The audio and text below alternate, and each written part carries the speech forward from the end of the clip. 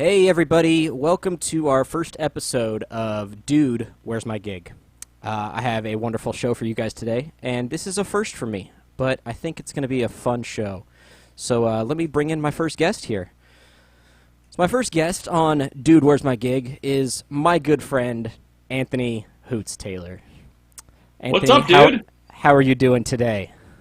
You know what? I'm great. If I don't want to be rude, because I know we've all been doing these Zoom meetings, I'm sure, where we're like we know that we're on video, and when you see someone like this, you know they're definitely not paying attention. They're like looking at their phone. But I'm looking at my phone so I can share with people that we're streaming. So it's a good reason to be distracted, and I'm happy to be here with you on this first episode, which is a cross-country phenomenon. I'm in New York, the heart of COVID-19 madness.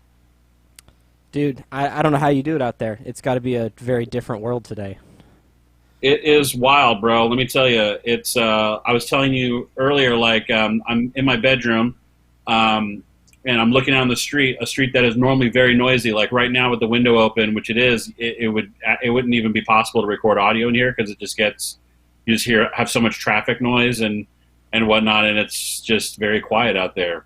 It's quiet. It's quiet out in these streets, and I do find myself policing people on their distancing, like wanting to yell down at them, like that's not 6 feet.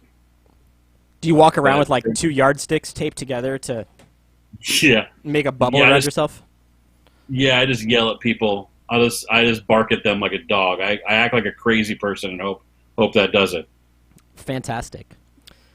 So a little background on myself for those that don't know who I am. I don't know why you're on my Facebook page if you don't know who I am, but if you don't, I'm a freelance video guy. I do some videography, do some editing. I also do mostly live stuff these days. So I wanted to start this show to kind of give some insight into, people's lives in the production industry.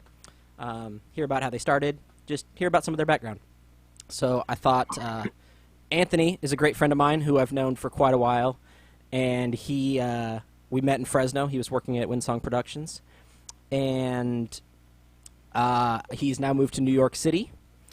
And I just wanted to kind of open the world up and figure this was as good a time as any to do some of these videos. Yeah, you know what's great, dude, is you're basically flipping off everyone who in the pandemic is like, you know what, I think I'm going to start a podcast. And they're like, oh, I'm going to do this. And like you're like full-blown live streaming, camera switching, lower thirds, graphics packages. Like your live background is really just going to make all of your friends feel like dunce caps for not being able to do it as good as you. So good on you. Way to go. Way to alienate all of your friends. But like for a good cause, I guess. It's all in the spirit of helping people. We have to push the envelope every day and set ourselves apart. Word. But dude, that's all I'm trying to do. Listen, this is crazy. Like this is definitely the first one of these things I've done since we've all been sheltering in place. But like, I'm also keenly aware. So a little bit about my background now. Like, I'm a creative director at Viacom CBS, specifically in Viacom Velocity. Pretty soon, moving to CBS Interactive, but pretty much doing the same stuff, which is pitching, concepting, writing scripts, and overseeing the production of mostly influencer content, like branded content, influencer content stuff. So, what's interesting about this in particular is like we're for the last couple weeks, or I guess month and a half, really, I've been trying to salvage programs where we had pitched that we would be going out and shooting full productions with full crews, and now we're basically having these talent, some of them influencers, some of them just celebrities, have to capture their own content. And so I'm learning about all kinds of new tools and new apps and new workflows that are going to enable us to basically try and replicate as much as possible the production environment and workflow that we all know and love and have been employed in for as long as possible in a new way. So it is. I mean, it's scary times for sure. Like no jokes, but like it's also like innovation times, which is it has been kind of interesting. Fantastic. I mean, we're all trying to innovate in our own ways, and I think even in my industry, the live event industry is Yeah, non-existent right now, and definitely probably not going to come back for quite some time. So we're or come having to back in a kind of new way. It's absolutely. going to be different. It's just going to be different. Like, and that's really crucial. Like, like I work with a lot of marketing people. My job in the before we get into production phase is to provide creative ideas and work with our marketing team who's building proposals to go out to clients. And like a lot of times they give me they'll give me a set of insights. Like here are the insights around this particular demographic that we're trying to speak to, or this particular product, or this category of products. And um, they were targeting, like everyone is, 18 to 49 millennials. Like, so they were targeting just millennials in general, and like they weren't really thinking, and they just kind of gave me insights. And one of the insights was this demo loves experiences, and they like to share experiences. I'm like, what experiences are you talking about? Like, we're not going to have normal music festival live event experiences for a while. It's going to evolve. Like we're not going to stop wanting to connect with each other, but like it just seems so ignorant. Like, oh yeah, experiences, do something with a bunch of people getting together in a group. I'm like, what? Like, no way. People are going to be spooked about that for a while, I would think. Yeah, it's definitely a new era for us. And so I want to go back a little bit. I want to Sure. hear about how you started in the production industry. Yeah, I feel like everyone starts these stories with, the same as anyone else, really. I mean mine definitely wasn't. Like I went to college, I was going to be a music teacher, I was going to be a band director. I was an awful student. Uh Eventually Fresno State just asked me to leave. They're like, "We don't think you're going to graduate." And I'm like, "Oh man, I think I'm getting close though." And so I I was working, customer service jobs, and I'd been working in some banks and doing some of that, trying to like work my way up from the very bottom rung of whatever corporate ladder I could get myself into. And when I got married, my wife was into musical theater. I was not. I'd never really been into musical theater at all. She was into musical theater though, and she told me she was going to audition for Fiddler on the Roof at Center Stage, and I was like, "What does that mean for me?" And she's like, "Well, I'm going to be in rehearsals like every night for like 6 or 8 weeks, and then the shows." I'm like, "That sounds like I'm not going to see you.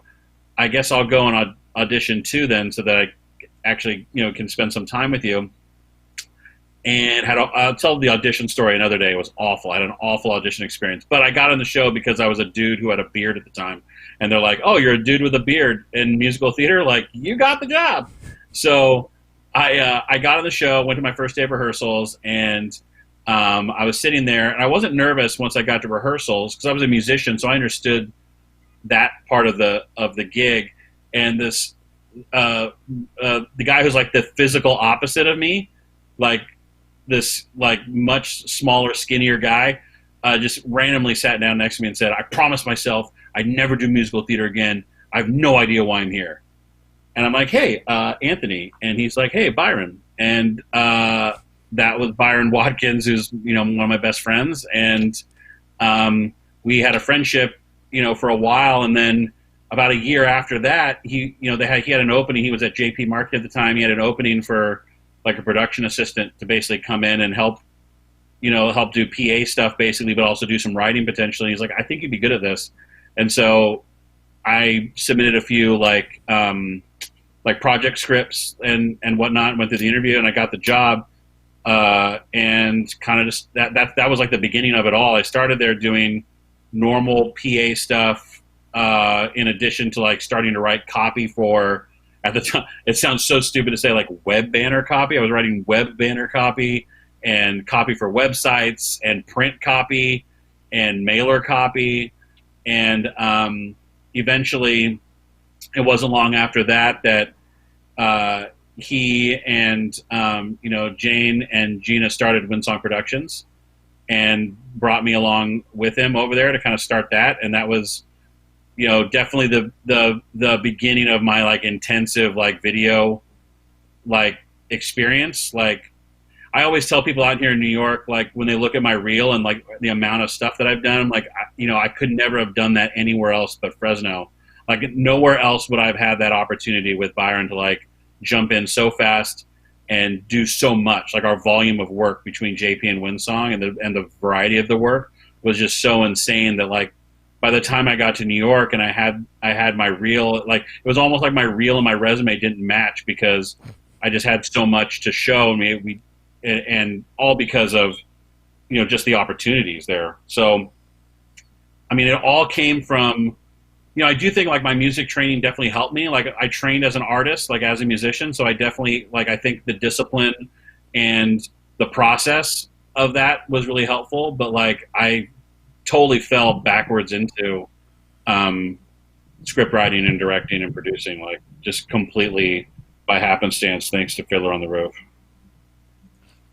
That's fantastic. I've never heard that story, and so part of the reason why I wanted this show is because I wanted to just talk to my friends and just hear more about them. So that's awesome. I know you already talked about kind of what you're doing at Viacom CBS now. You're a creative director there. Where do you see yourself going? What do you want to do next? Do you have any plans of where you're going to go? Yeah, I don't know, man. Like that's a really interesting question, I think, for me because I feel like I fought really hard to get here. Like, when I came to New York, I was at Broadway.com producing. I was the video producer at Broadway.com, so I ran their video department for a while. And then I got this job at Husey, kind of doing something completely different at the time, which was just basically creative development of ideas. Like I was putting together proposals, but I wasn't really making very much stuff. I wasn't getting out on set, and I wasn't doing a whole lot of script writing, so that was different for me. But like it was also a really great opportunity to flex my brain in a different way. And in a lot of ways, like that time at Husey before we got acquired by Viacom, was just an awesome crucible of like turning out 7 decks with 3 ideas in each deck for clients every week. Like it really like focused my creative process in a way that I can really duplicate it, and it let me trust the process because I knew it would deliver for me even when it felt like it wasn't going to. And now that in my current role, I'm seeing everything from the beginning to the end of the process, kind of like what I was doing at Windsong, honestly. Except I'm not directing the pieces; I'm creative directing them. So we're working with other directors. I'm kind of overseeing the process on a slightly different level. So I'm really enjoying what I'm doing now. Like I'm enjoying pitching brands. I work on a lot of stuff for Walmart and Hershey's, and I just did a Twitch campaign. So I'm enjoying the work I'm doing. I'm enjoying the level of access I have to great partners and great celebrities and influencers to get to make cool stuff with them.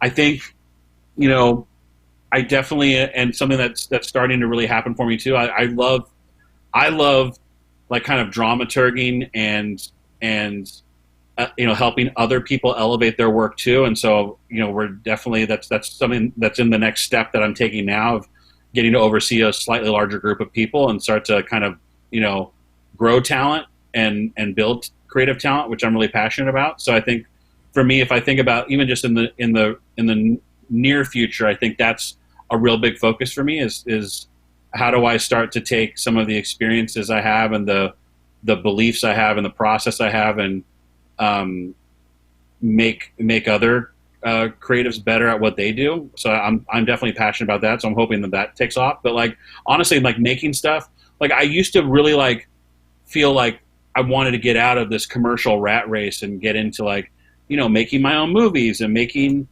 TV shows, and I still have that in me. I have that passion for sure, but like I don't feel like I'm beaten down by the man or anything. I feel like I'm getting a lot of opportunity to be really creatively free. And if anything, I'm just putting more stuff in my toolbox so that when I do get that opportunity or when I'm ready to focus my efforts in that way, I know I'll be ready to go. Great. Yeah, and I know a lot of the I've watched some of the stuff you've done, and a lot of it's becoming more. It's less. It feels less corporate and more narrative. So I think you're kind of meshing the two together, and that's a good spot to be in. I feel like. Yeah, always trying to do that. I think with influencer stuff, influencer definitely does get a bad racket because it's like, what is it? Just it's Instagram models in bikinis on your Instagram, or it's just this is a weird segue, but this is about a year and a half ago. I went to a dermatologist. I don't know why that's important to the story, but I guess it is. And she was asking me what I did, and I told her I was a creative director for influencer marketing. And she's like, "What's influencer marketing?" And I kind of told her, I said, "Well, when you're like cruising Instagram and you get like someone has something they posted that says hashtag ad," and she's like, "Oh," I could just see the disgust in her face. She's like, "Ugh."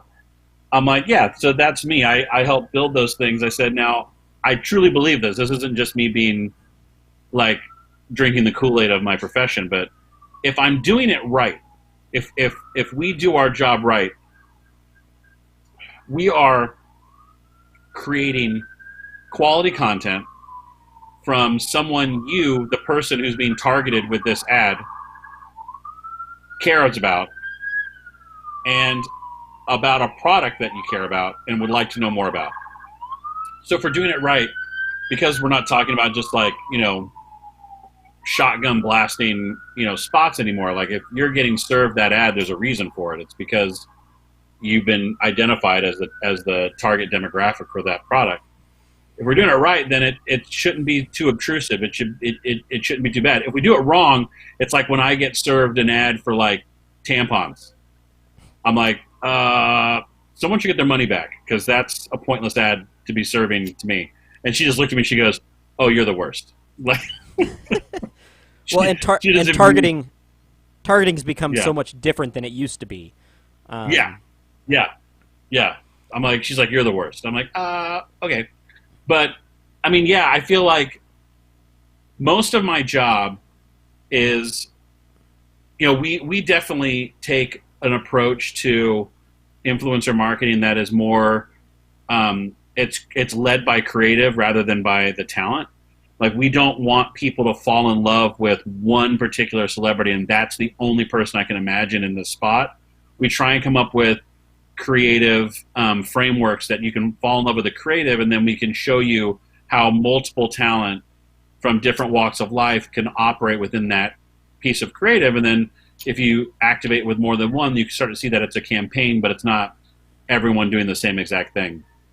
So that's a nice challenge because it's like you're trying to like find ways to give clients enough of the creative to fall in love, but not so much that it's like this is what it has to be. So because of that, most of the time I'm trying to make someone fall in love with a story. Even if that story is like as simple as, well, a day in the life of someone who uses this product. Now that's a weak, lame ass story, and like, influencer marketing is chock full of day in the life spots. Like something we talk about often is like, can we do anything but a day in the life pitch here, even though we know the day in the life stuff fits because it feels at least a little bit authentic. You're giving people access to these people, to celebrities that they don't normally have, and so that's like a welcome thing for fans and consumers. But everything is kind of rooted in some kind of story using archetypes and things that aren't predicated on a specific person or character, so that we can then slide the talent into it and then kind of fill it out with their vibe and their style and their opinions and their words and how they talk. Yeah, that's good. I mean, those are all things that we as the consumers don't really think about. We're fed content and we just absorb it, and we just don't really think about it. So going back to more of the production side, when you're either pre-production or on set or wherever, what is one item that you cannot live without? And don't say your computer. Yeah, I hate my computer on set. When I have my laptop on set, it means I'm having to work on something else besides what I'm working on right then. I'm going to be honest with you. I, as a bigger guy, I hate um, the tall director's chairs they put at Video Village because I feel like they're just going to shatter at any minute, and I hate the little flimsy like plastic ones that look like they came from like a convention center. You know what I mean? The ones that they look like they're made out of like metal toothpicks, like they and those are bad too because they make me nervous. So like the one thing that I request is I request this from our production team every shoot is just a low fat chair at Video Village for me so that I feel like if I'm sitting there I can be comfortable because chances are I'm going to be there for a long time, obviously sitting down. And a lot of my job at Video Village is to be as present as possible and read the client, and because they're with us there, and read their reactions and what they're feeling, and trying to head off concerns of theirs at the pass a little bit, or negotiate with them on the spot to get approvals, or and stuff like that. And like, so doing that when you're like uncomfortable and kind of like worried about like all that, it sounds like such a stupid small thing, but for me it's huge. Like when I show up on set and I see that they put out like a sturdier chair for me, it really does make me feel very happy. That and a good pair of headphones for audio, because the ones that the audio guy has are always the original Walkman headphones, the original foam Walkman headphones, which are awful. So The cheapest ones they can find because they don't trust you to give them back. yeah, and listen, and I get it. Seeing the way, especially clients treat the context, I get it. I get why they do that. They're so completely hateful with equipment that's not theirs. So I don't blame them for that. So I normally do bring my own pair, not like a full over ear pair, but like a nice sturdy pair of headphones. Because once again, I'll be wearing them all day, so they might as well be nice. Absolutely. So in your normal life, are you 8 to 5? What's your normal schedule like? I I personally am like a 9:30 to 6 or 6:30 person. Um, I mean, I don't think anyone from Viacom CBS is necessarily watching this, and if they do, that's fine. Viacom CBS, I found, especially the Viacom side before we got assimilated, they're not very strict about when people show up. Like they're just very laissez-faire. So people roll in around 10:30, but like generally speaking, 10 o'clock is supposed, like if you set a meeting at Viacom at 10 o'clock, if it's not catered with breakfast, people won't show up. That's like a real thing. I wish that was a joke, but that's like a real thing, so, which I don't understand because I just come from the school of like, listen, if someone told me there's a meeting, I'm going to show up.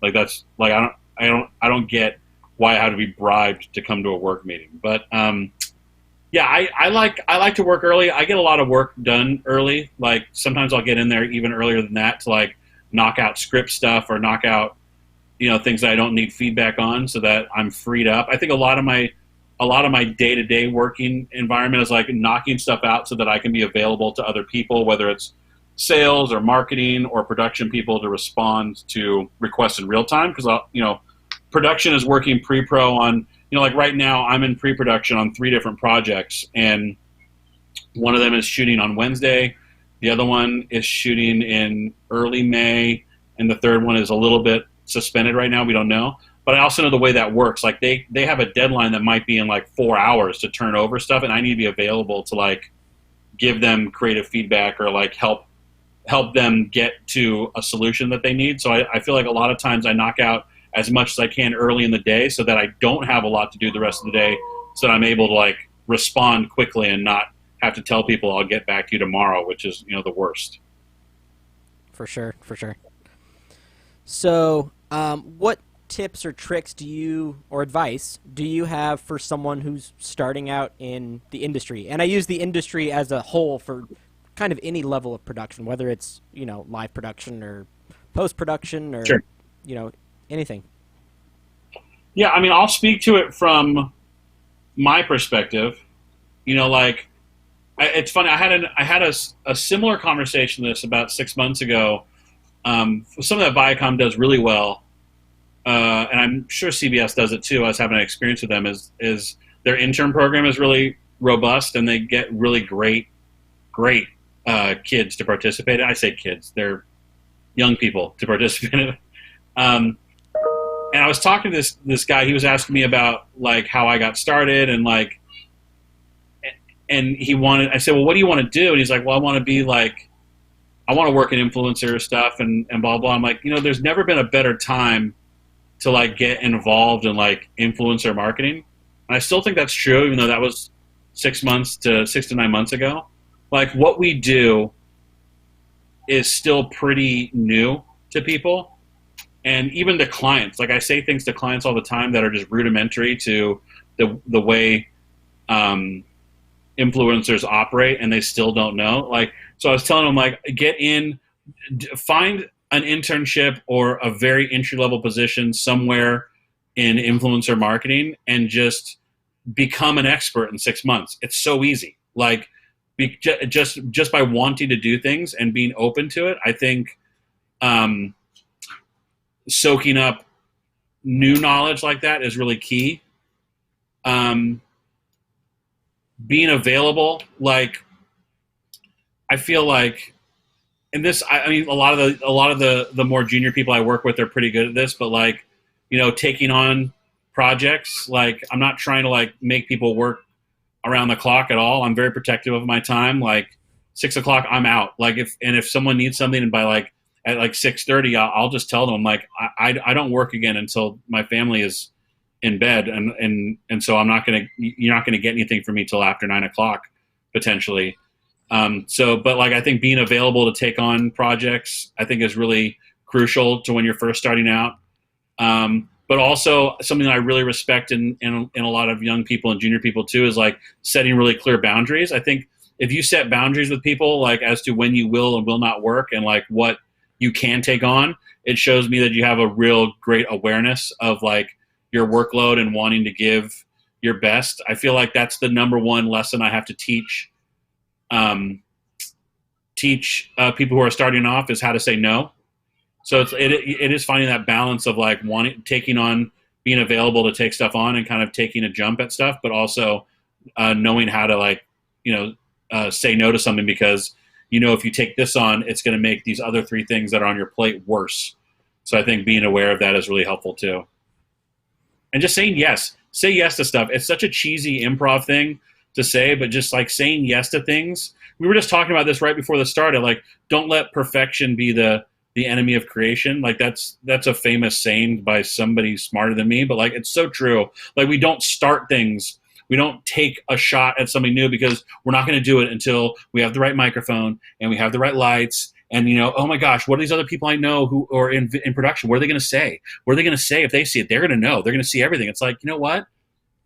Like, I'm sorry, fuck that. Like, make something. Like, you have to, like, take a shot. So, like, getting out of your head and, like, just understanding, like, we're all just taking shots here. We're all taking swings. And honestly, the people who are going to shit on you for that, they're not the right people.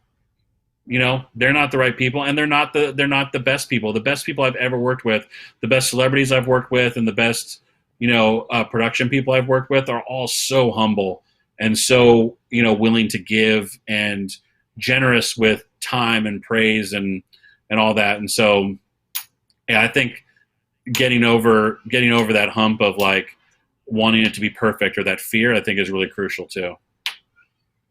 Absolutely. And I know I struggle with that as we were discussing before this. It's like, no, the lights aren't right. No, this isn't right. But it gets to a point where you're like, nah, we're just going to do it. And dude, we all do. It's better than having nothing. It doesn't stop. Like that's the thing too. Like, I mean, it's so cheesy to like talk about these things where like famous people we know who are also have stage fright, like that stuff doesn't stop. Like, I mean, there's a book by Stephen Pressfield called The War of Art, which I think everyone should read. And he talks about how it's resistance. Like everything standing between you and your destiny is resistance. And the way that you know that you really want to do something, or that something is really going to feed your soul, is how much you don't want to do it sometimes, because it's resistance is pushing on you to do that. And the book is really eye-opening because it kind of lays bare all of our bad habits that are really just examples of this resistance to kind of like taking our destiny and like doing what our life's work is meant to be, or what our passion really is. But what he says in it too, after all of this, is like, that doesn't stop. It's like, just because you know about resistance and know that's happening, it never stops. It happens every time. Every time I go to write something, I have to overcome the same impulses. It's just that now I know that I have to do it because I know what's on the other side a little bit more. But I say that, but like for my own personal work, like I'm notoriously awful about starting my own scripts. I'm much better at it about work stuff, but even, that resistance and those like that thing that's pushing you back and telling you not to do it, it never goes away. You have to overcome it every single time. So you might as well start doing it now, because if you're going to be successful at this, you're going to have to do it for the rest of your life anyway. So don't think that, overcoming it a couple times, like all of a sudden you're just gonna be a pro at it, and like everyone's, let me type something brilliant. Like that's never going to happen. Like you always are going to have to overcome that. We should put a link to that book, because I think a lot of people would appreciate that for sure. I'll tell you right now, don't read it until you're ready, because it's scary, dude. It's a scary book. I mean, it's a great book, but it lays you bare. It's like chapter by chapter. Like I remember reading it, just going like, oh God, yeah, that's right. Yeah. Oh God, that's right. Nope, I do that. I do that. Like, so I recommend it for everybody, but definitely take a deep breath before you start, because it can really hit you in the gut. Well, and I really wanted to start this as a podcast or something, years ago, and I just never got around to doing it for that same reason. I just felt uncomfortable. I don't like being in front of the camera, and that's part of the reason why I wanted you to be my first guest, was because I know that you will help me be better in front of the camera, and we can have that dialogue between us, and it's great. So thank you for doing it. I really appreciate it. Going back to kind of the work-life balance, I know you said you turn off at 6 o'clock, and I really appreciate that, because especially in our industry, it's a 24/7 industry, and I know I've found it very difficult for me. I mean, I travel a lot for work, and I don't really get to turn off when I'm out of town. I'm still, I'm gone, so I'm not with my family when I'm gone. So setting those boundaries, I think, is super important. And something I think we're all striving to work for. What is that balance? And, maybe it's not really a balance. Maybe it's just kind of a work-life relationship that you kind of meld the two together. And so tell me some of your thoughts on that, and maybe some tips that you can give people who are struggling with that. Yeah, it's hard, dude. Like I will say, going from production, so going from like being at Windsong and being at Broadway.com too, and like being a producer or a director, on set, to being a creative director is like a real cush job, because I'm just like keenly aware every time I show up on set now how long the crew has been there before I arrive, and I'm keenly aware of when how I'm leaving before taillights. Like I'm so aware of that. So on the production side, like I don't have much advice for that, because I am that asshole who is just popping in, 45 minutes before first take, and then as soon as we're done with the last shot, I'm gone. So I'd like to say I'm sorry for that. I'm sorry. I'm really sorry. But as far as like what I do, like the way I manage work-life balance, like I tell people this all the time when they first start working with us. I'm like, something I take really seriously about working with junior creatives and new people is like how to teach them how to do what we do safely and sanely. It's not the same as production, which is obviously very physically and mentally grueling. Most of what we do is just the mentally and emotionally grueling part, because we become idea machines, and it's really easy to burn out really quickly because you want to pour, the innards, the bottom of your heart and soul into every single project that you work on. And I think, so I'd say the number one thing I try and teach them is how to triage the work. What is this particular project going to take to win? Is this a smaller budget deal with a client that we don't really feel, cares that much about the creative and is probably just caring about how much media they're going to get out of it, i.e. impressions and engagements and whatnot? And if that's the case, then don't break your neck over this particular proposal. Is this a big client that, had a bad experience with us the last time and we're really trying to wow them and bring them back in? Then I might ask you to, really put something into this one. And not always budgetary or those things too. Like, is this, check in with yourself. Is this a project that you're really passionate about because you love the idea that you're starting to come up with, or the product or the category or the demographic that you're speaking to? And if you have a lot of passion for it, then freaking go for it. I've told people that before, and they kind of take it to mean like I'm telling people like, phone this one in and really go for on that one. I'm like, that's not the case at all. Like, part of our jobs as creative professionals is to know what will function. What is a good working idea, especially at the level of pitching, which is not the complete thing at all. So I'm not worried about this idea I'm pitching being the exact thing. I'm trying to deduce what is required of this proposal as opposed to the other 5 proposals that might be on my plate. So I think part of it is just understanding that, and that you cannot treat every request for an idea or a concept the same.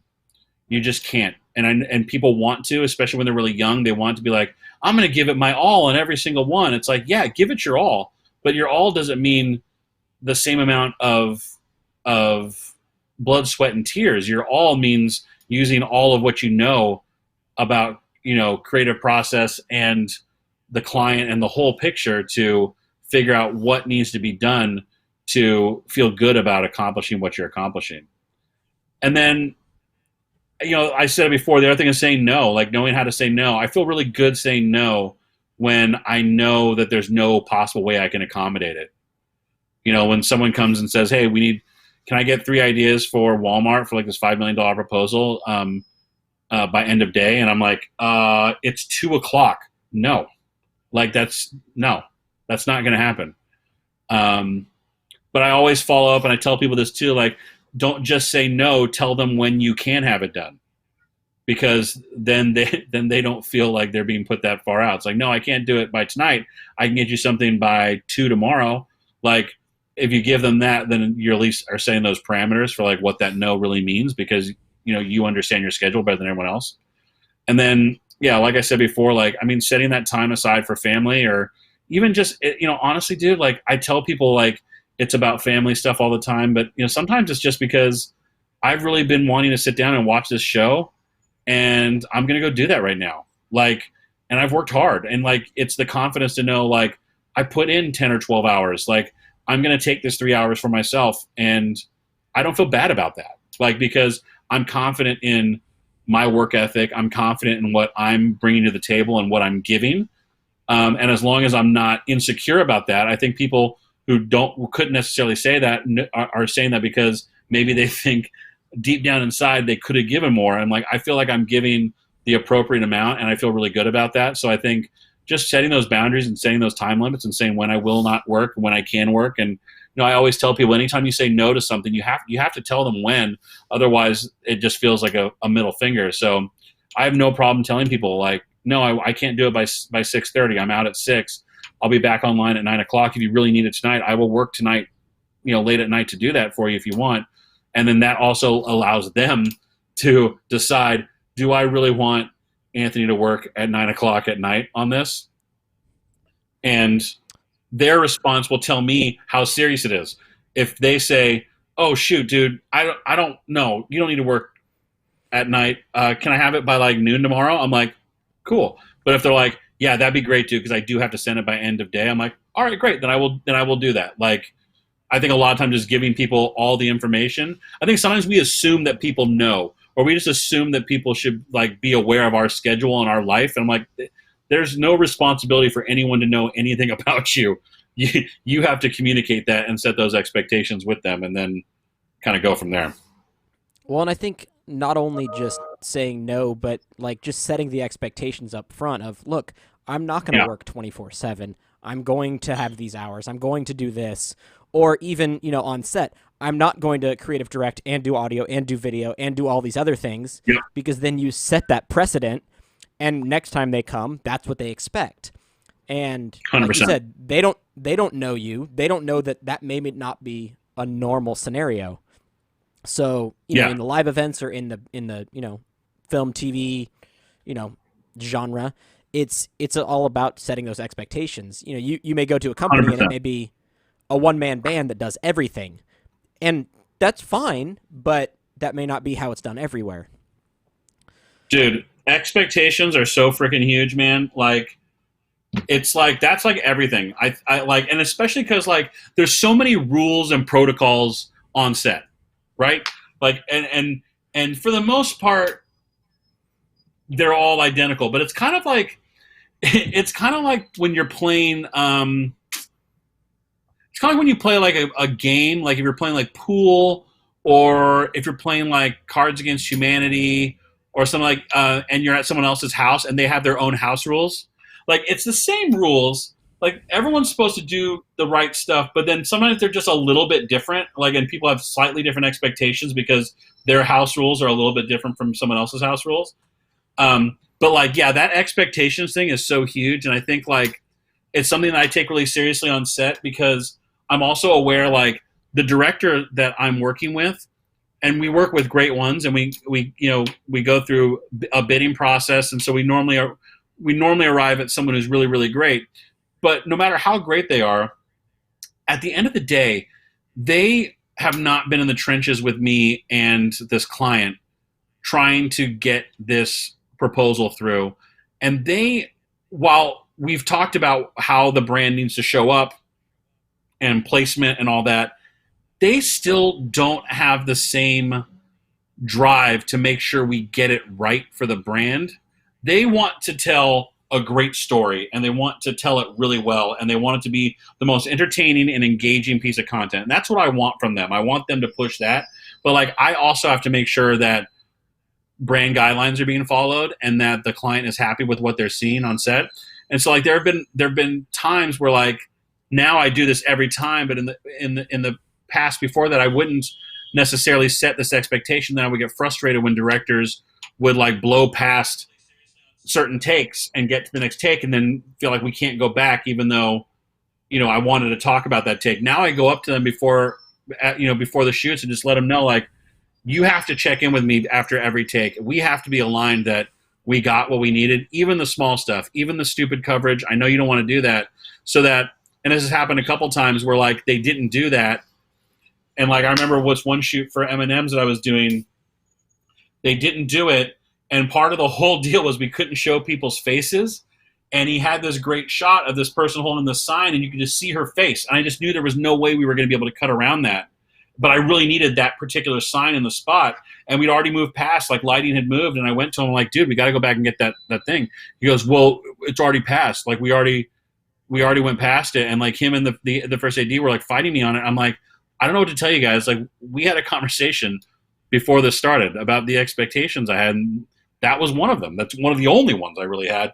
So like, we got to do it. And like, it completely solved the argument. They were like, yeah, you're right. Okay, we'll go back. Like, so setting expectations about all that stuff really gets ahead of any conflicts you're going to have because all you have to do is refer back to the expectation.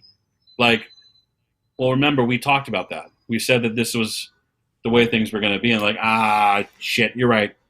My bad. Normally, some people are just jerks and they're going to fight anyway. But I think those expectations are so huge. So huge. Yeah. So I have one last question, and then if you're okay, if we maybe have a couple minutes to take questions. Is off it of a Facebook. riddle? Is it a It's riddle? not If a it's a riddle. riddle, I'm okay. Good. I'm bad at those. It Thank is God. not a riddle. Woo! So who would you say has been your biggest mentor, and do you have any advice for people who are looking to find a mentor?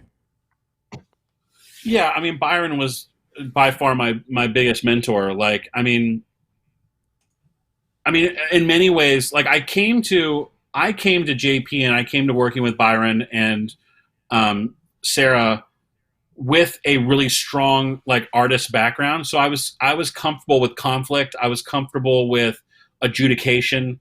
I was comfortable with being told that my work wasn't good enough and that it needed to be better. So I had that in me already. Um, but it's one of those things where like I had that work ethic and I had that understanding of like how to how to make something great, but it was for something completely different. So then it was really hard for me to start to figure out how to translate that into visual storytelling as opposed to music. Very confident in the music space, very insecure in the script writing and video storytelling space.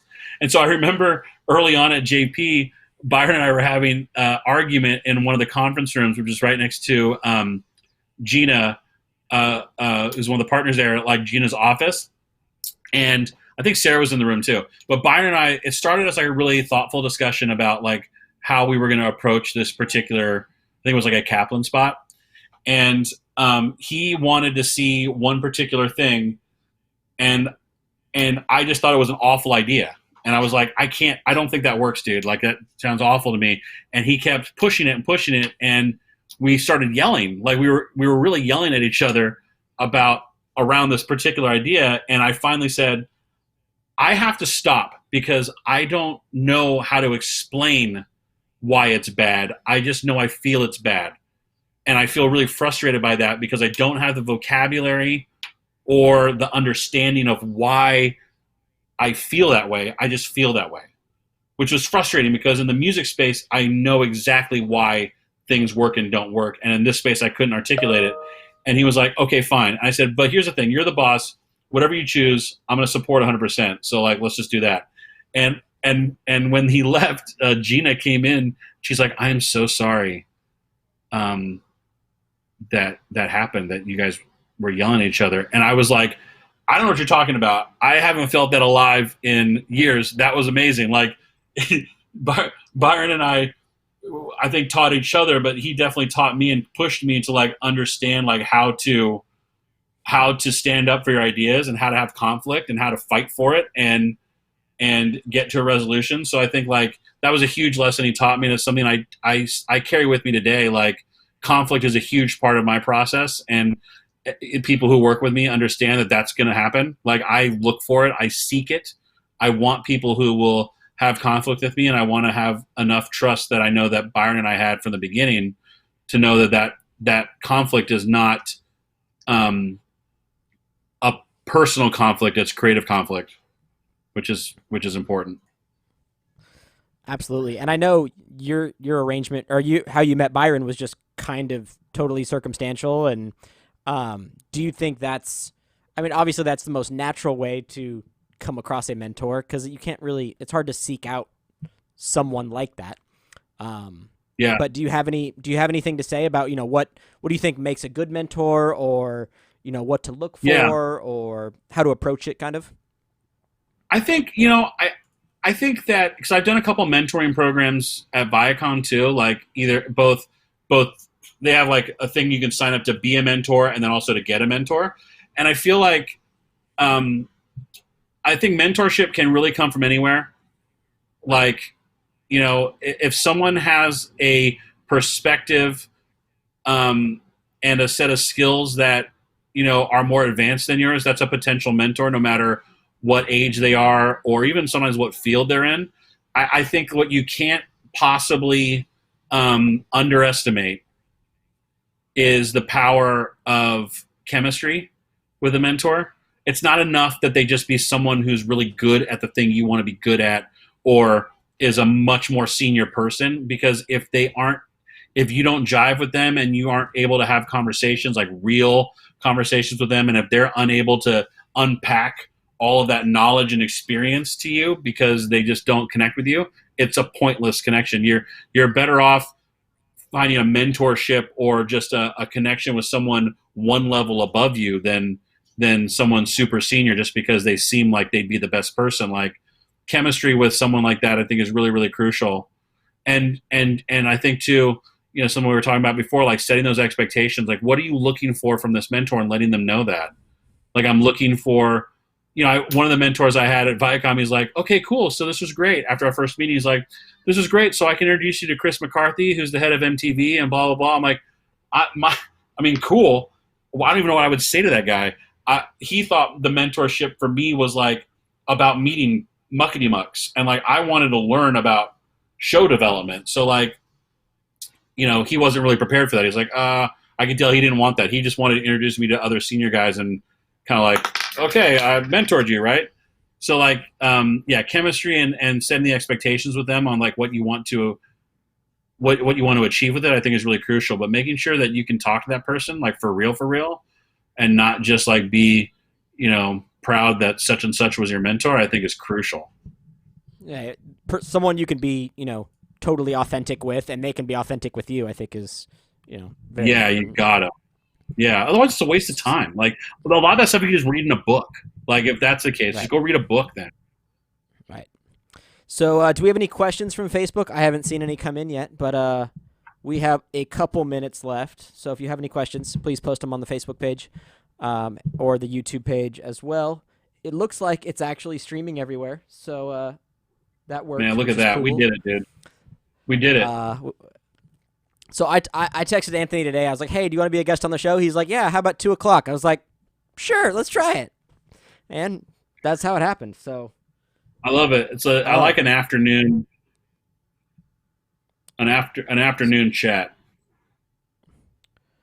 Justin, you say you have a question. I don't see your question. Well, Justin is a known liar. So well, yeah. So my friend Jeff Smith, that is his real name. Question. Where? On Facebook. I'm trying to moderate this myself, and it's not going well. So you need a producer, dude. Oh, Justin's question was, why is Anthony so handsome? I'll tell you why. That's a great question. Take that. That's a great question, actually. Yeah. It's number one. It's I've gone the other way with pandemic. I shaved my beard off, so that's right away different. And I'm letting my hair grow out long, and I also got some Axe texturizing cream in there, so it's looking banging. Look at that. That's good hair. That is fantastic. One last question from Jeff Smith, and that is his real name. I can confirm that. There's actually 2 Jeff Smiths that are watching currently, which is, mind-boggling. One of them is real. One of them may not be. I don't know which one. But he says, this question is for you, Anthony. Do you have any funny stories about me? And I'm a little worried about where this is going to go. I feel like this is. I feel like this question is like what everyone is afraid a best man speech is going to be, right? Like that someone's going to get up and just say something horrifically embarrassing about them. Do I have any like funny or embarrassing story? I don't have any embarrassing stories about you, I don't think. I'm glad to hear that. Listen, I will say, and this is not to blow smoke up your ass or anything, but I will say that when like the times that we worked together, whether it was on set or like in the office together, when I knew you were going to be there, I felt better about my day. Like, because you're just a good dude.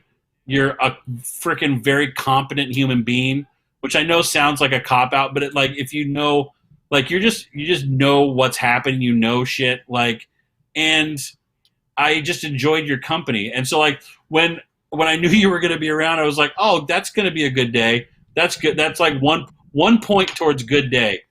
Yes, that would be nice. And then when you were like, hey, I'm going to do this thing, I was like, yeah, whatever. It is quite literally from the amount of hard work that you've done in my life on sets that I've been on, or at work, or just being an all around good dude, it is quite literally the least I could do to to talk to you for an hour on a new web show. Well, I really appreciate that, Anthony. And I know Justin commented and said that we were the winners at Wrong Pong. So I'm glad that that has transcended just the inside joke between you and I. So that's fantastic. That's good. For No, those, that shouldn't be an for inside those that joke. don't know, We should explain yeah, it I was going to say, say, okay. We need a diagram and all kinds of things. Yeah, we need graphics for this. Okay, but I'm just going to use my phone as the example because my phone is actually, it has like a fake wood back. Okay, imagine. So we had one of those like clamp down ping pong nets, and ping pong paddles and ping pong ball. And so rather than just play it on a normal table, which you would then put the net this way, right? You would put it that way, and then you would hit back and forth this way, much like a kind of a skinny ping pong table is what that would end up being, right? We, in our brilliance, ran the net this way, so you had way more ground to cover and very little room to hit on each side. And we invented stupid rules. There were alternative rules to this game. Probably the most exercise I ever got was playing Wrong Pong. Those were good days. And somehow I was never actually very good at ping pong, but I was decent at that. So it doesn't make any sense at all. Wrong Pong, baby. Yeah. So, Anthony Taylor, thank you for joining me today. I really appreciate it. And it's just a pleasure to talk to you. I feel like it's been forever since we've talked, so I'm glad to just you too, have brother. this conversation. Thanks for having me. I'm super glad I could do it. You're the best. No one's better than you. Oh, I appreciate that, buddy.